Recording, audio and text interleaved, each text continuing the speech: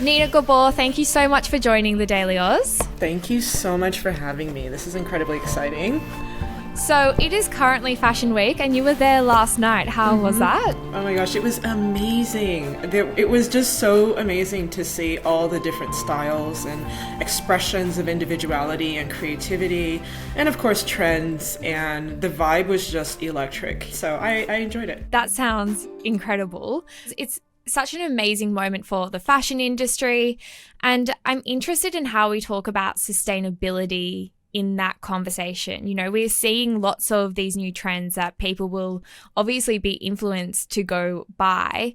How do we line that up with a sustainable future fashion industry when these new trends are constantly emerging? Right. So I coined this phrase called the fashion trend mill. Which kind of explains about how, I'd probably say about a century or so, we've been influenced by fashion trends where we're told what to wear, when, and for how long. And then as time went on, the trends got shorter. Now we had fast fashion, and now we have ultra fast fashion. And pretty soon we're going to have supersonic fast fashion, right?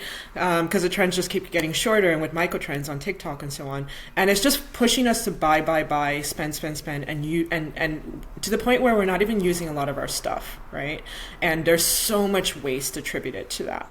When I was preparing for this interview, I was thinking maybe I should ask, is there ever a world in which trends don't exist? And then I thought maybe that's too ambitious. But it sounds like you don't think it's too ambitious. It is ambitious, I'm not going to lie, but it's not impossible, right? I always give what I call the great example of like when we had the pandemic back in 2020. Look how quickly the world changed.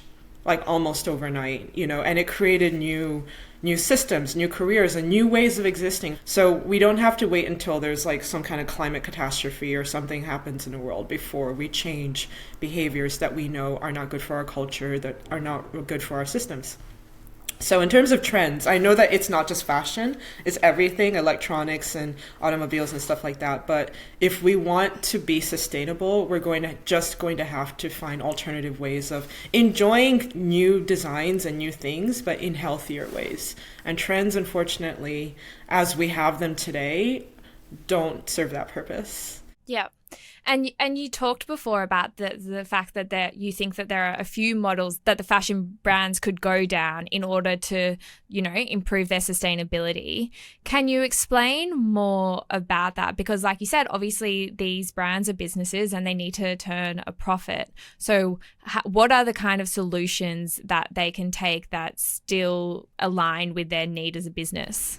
Okay, so some businesses have they produce with good quality. So for example, you know, with fast fashion, it has something called planned obsolescence, where you wash it a few times and it fades, or it's just not, you know, or you wear it once and the quality is not there anymore after that. So that's called planned obsolescence. And when you say planned, do you mean it's designed? It's designed to fail, so that you keep buying and buying and buying, right? Which is why it's often made with cheap fabrics. So we want to encourage people to buy less fast fashion, but also encourage brands to produce durable clothing, right? Clothes that last, good quality clothing that lasts long periods of time. So there's that. But then with fashion particularly, if you make good quality products, you can as people are buying them, you can say, oh, this has a resale value, right? In the last decade, as we have become more aware of the impacts of the fashion industry on global warming, have we seen a shift in consumer behaviour? I wish I could say yes. I've been in this sustainable fashion industry since I was like 15 years old. And to be honest with you, unfortunately not. We're consuming, in Australia, we're the second biggest consumer of fashion and textiles in the world after the US. So if you just wrap your head around that for a second. And globally, we're manufacturing between 100 to 150 billion garments a year. That's billion with a B.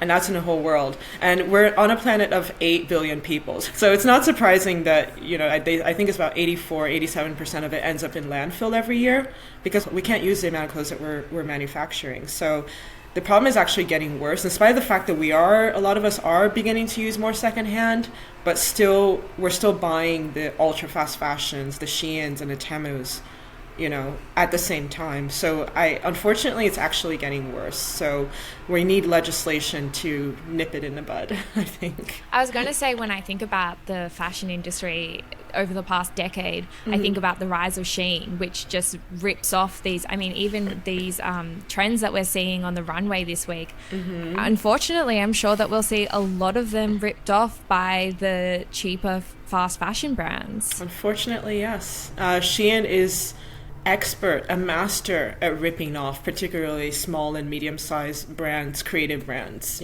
So I think we should be super hyper vigilant about protecting our makers, our designers, the Australian fashion industry as a whole.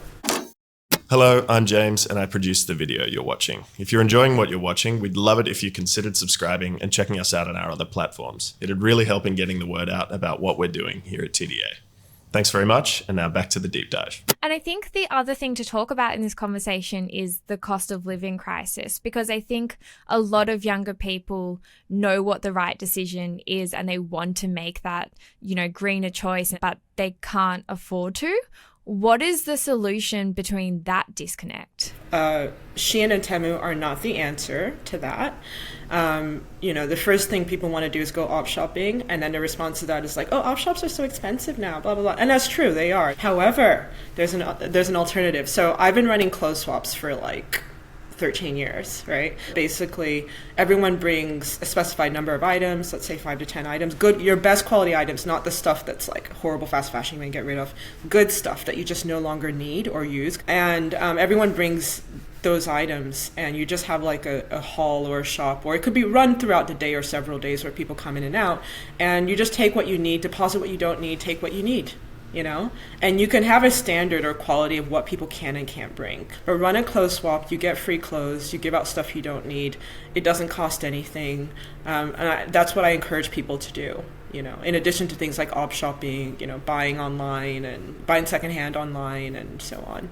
If people did want to buy new clothes, do you think it is realistic for a large majority of consumers to completely shift their perspective on buying something a bit more expensive that will last longer over the cheap thing that, like you said, is designed to fail? Yeah. So I think, if you can afford it, definitely go for something that will last longer. Then you look at the environmental factor. A lot of it is made of plastics, and plastics are bad for our health, the person that wears it. And, we have the issue of microplastics polluting the oceans and the soil. So there's a lot of factors to consider in buying something that's cheap. So you are better off, you can buy something that's well made with good materials, and made to last, that's durable. That's going to last you longer. Unfortunately, in Australia, over 200,000 tons of clothing goes to landfill every year. That's how much we're wasting. So the average person buys about, I think it's 56 items per year, and which is almost 15 kilos. And a lot of that goes to waste. About a third, sorry. My last question, going back to Fashion Week, in an ideal world, what does a sustainable fashion week look like? Okay, a sustainable fashion week, so it could be, materials that were either used for other clothing before, or what you call dead stock materials, so leftover fabrics that usually gets thrown away, or even brand new fabrics that are made, organically or plant-based, like tencel. Tencel is like bamboo. Used with those kind of sustainable materials, for the most part, organic cotton, and no or little or no polyester, no plastic. But, making it cool to repair your own clothes when they're damaged, making it cool to swap your own clothes. So you'd have a swap station, a repair station, or runway, and you'd have you could have a runway where you'd have secondhand clothes from, it could be from an op shop or a consignment store or whatever, who have styled it in really cool ways, just to show people what you can do with styles from, I don't know, the early 1900s, mix it up with modern trends, just to show. So cool. Yeah, just to show people how creative you can be. Nina Gbor, thank you so much for joining the Daily Aus. Thank you for having me.